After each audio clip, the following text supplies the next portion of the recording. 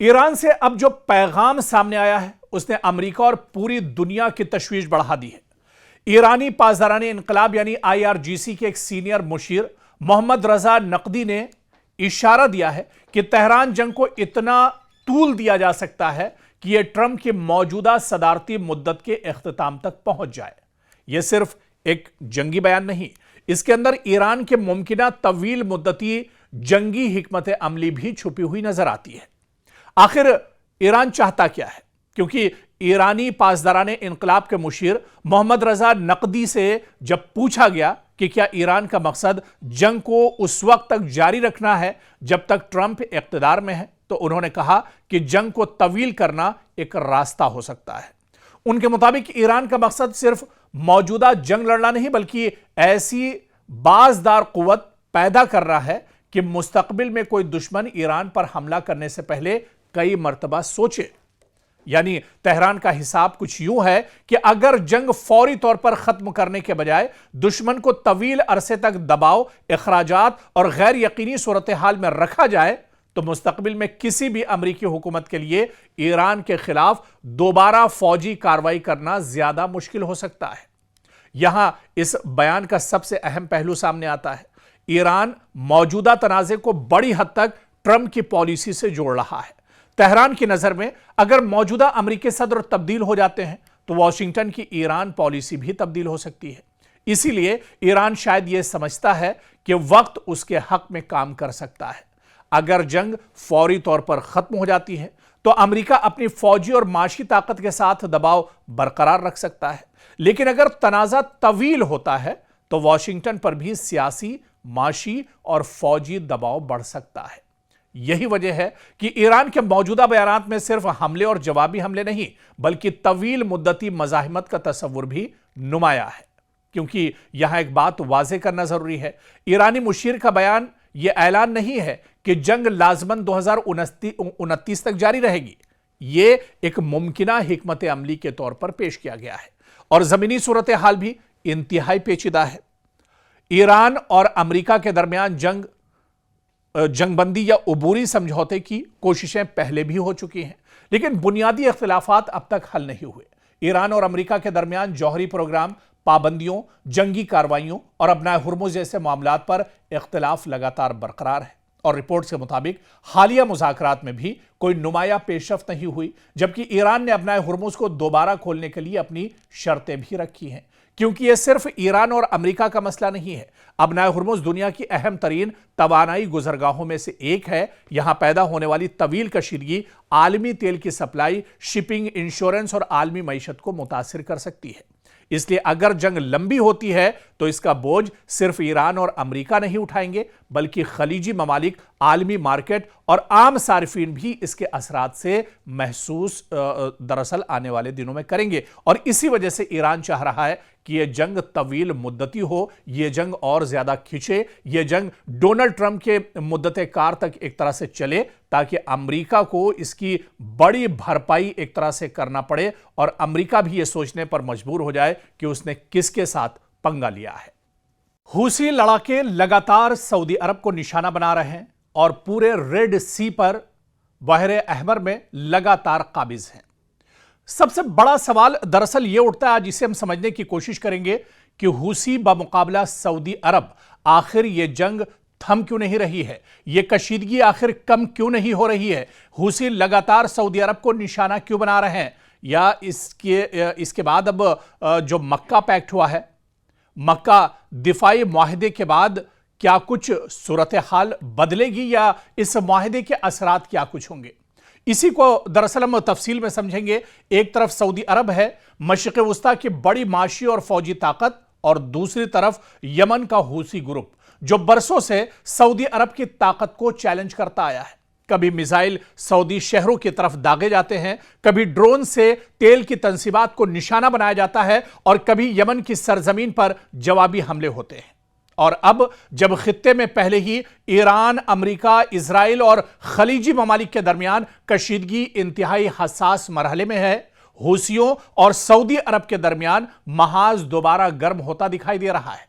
تو سوال یہ ہے کہ آخر سعودی عرب اور حوثیوں کے درمیان اصل تنازع کیا ہے؟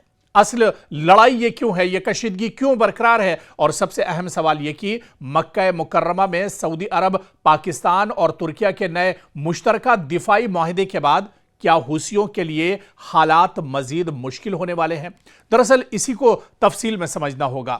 اور حوثی دراصل یمن کا ایک مسلح اور سیاسی گروپ ہے جس نے گزشتہ برسوں میں یمن کے بڑے حصے، خاص طور پر دارالحکومت سنا اور شمالی علاقوں پر اپنا کنٹرول قائم کیا ہے۔ یمن کا تنازع صرف ایک داخلی جنگ نہیں رہا بلکہ اس میں علاقائی طاقتیں بھی شامل ہو گئی ہیں۔ سال 2014 میں حوثیوں نے سنا پر قبضہ کیا، جس کے بعد یمن کی بین الاقوامی طور پر تسلیم شدہ حکومت کے خلاف جنگ تیز ہوئی۔ سال 2015 میں سعودی عرب نے اتحادی ممالک کے ساتھ مل کر یمن میں فوجی مداخلت شروع کی تاکہ حوثیوں کو پیچھے دھکیلا جا سکے اور بین الاقوامی طور پر تسلیم شدہ حکومت کو سہارا دیا جا سکے۔ یہی وہ لمحہ تھا جب سعودی عرب اور حوثیوں کا تنازع براہ راست جنگ میں تبدیل ہو گیا۔ پھر اس کے بعد آپ دیکھیں کہ اصل مسئلہ صرف یمن کی سیاست نہیں ہے بلکہ سعودی عرب اور یمن کی سرحد طویل ہے اور حوثی جنگجو سعودی سرزمین کو میزائل اور ڈرون حملوں سے نشانہ بنانے کی صلاحیت رکھتے ہیں۔ گزشتہ برسوں میں سعودی شہروں، ہوائی اڈوں، فوجی تنصیبات اور توانائی کے بنیادی ڈھانچے کو نشانہ بنانے والے متعدد حملے حوثیوں کی طرف سے کیے گئے ہیں۔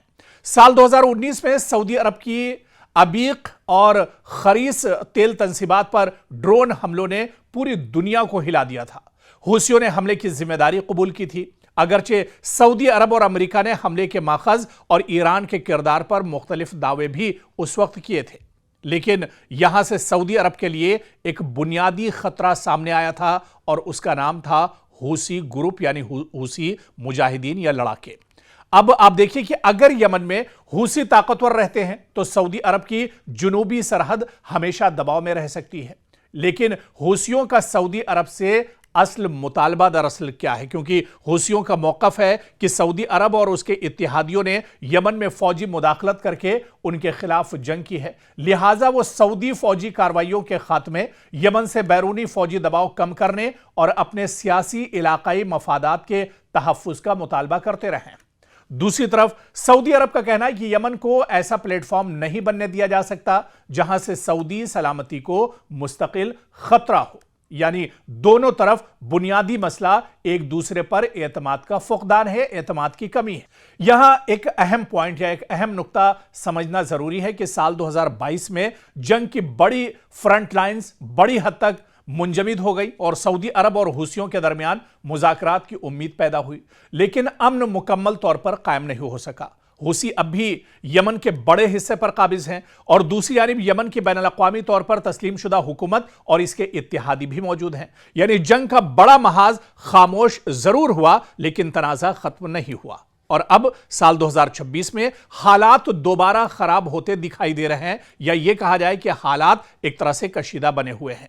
اور پھر آپ دیکھیں کہ حالیہ دنوں میں حوثیوں اور سعودی عرب کے درمیان کشیدگی دوبارہ ایک طرح سے بڑھ رہی ہے۔ سعودی عرب نے جیزان میں ایک آرامکو تنصیب پر حملے کی اطلاع دی اور کہا کہ آگ پر قابو پا لیا گیا ہے۔ دوسری طرف یمن کے المخا بندرگاہ پر حوثیوں کے میزائل اور ڈرون حملوں میں کم از کم 7 افراد ہلاک ہوئے، جن میں شہری بھی شامل تھے۔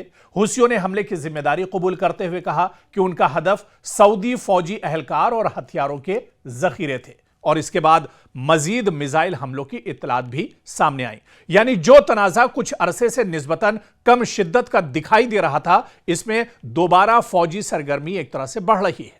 اور اب آپ دیکھیے کہ حوثی سعودی تنازع کو ایران کے بغیر سمجھنا مشکل ہے، کیونکہ حوثیوں کو ایران کے قریب سمجھا جاتا ہے اور ایران پر حوثیوں کو ہتھیار، ٹیکنالوجی اور دیگر معاونت فراہم کرنے کے الزام عائد ہوتے رہے۔ لیکن یہ کہنا بھی درست نہیں ہوگا کہ حوثی صرف ایران کے حکم پر چلنے والی فورس ہے۔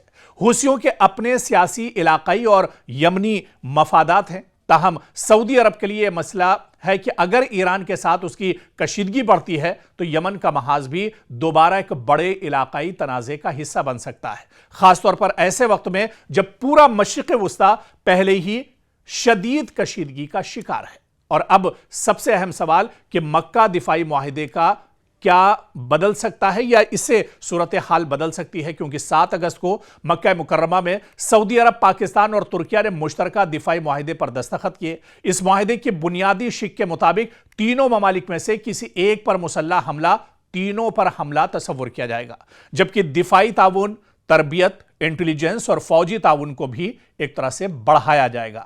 یہاں ایک بات سمجھنی بہت اہم ہے کہ یہ معاہدہ براہ راست حوثیوں کے خلاف جنگ کا اعلان نہیں ہے، نہ ہی اس معاہدے میں حوثیوں کو باقاعدہ دشمن قرار دیا گیا، لیکن اس کا مطلب یہ ضرور ہے کہ سعودی عرب پر کسی بڑے مسلح حملے کی صورت میں ریاض اب صرف اپنی فوجی طاقت یا روایتی اتحادیوں پر انحصار نہیں کرے گا۔ اس کے بعد پاکستان اور ترکیہ کے ساتھ دفاعی تعاون کا ایک نیا فریم ورک بھی موجود ہوگا، جس سے کہیں نہ کہیں اب حوثیوں پر اس کا اثر ضرور پڑے گا، یا جو ممالک سعودی عرب پر یا دوسرے ممالک پاکستان اور ترکیہ پر حملہ کرنا چاہتے ہیں وہ حملہ کرنے سے پہلے ایک بار ضرور اپنا قدم اٹھانے سے پہلے سوچیں گے۔